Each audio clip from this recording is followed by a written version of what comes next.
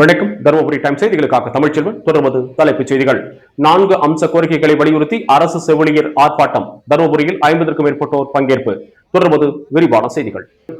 பணி நிறுவல் முறையை கைவிட வேண்டும், தொகுப்பு ஊதிய முறையை ரத்து செய்ய, செவிலியர்களை பணி நிரந்தரம் செய்ய வேண்டும் உள்ளிட்ட 4 அம்ச கோரிக்கைகளை வலியுறுத்தி தருமபுரி அரசு மருத்துவக் கல்லூரி மருத்துவமனை முன்பு அரசு செவிலியர்கள் சங்கம் சார்பில் ஆர்ப்பாட்டம் நடைபெற்றது.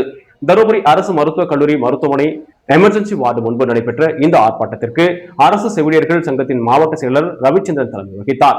இதில் 50க்கும் மேற்பட்ட அரசு செவிலியர்கள் கலந்து கொண்டு தங்களது கோரிக்கைகளை வலியுறுத்தி முழக்கங்களை எழுப்பினர்.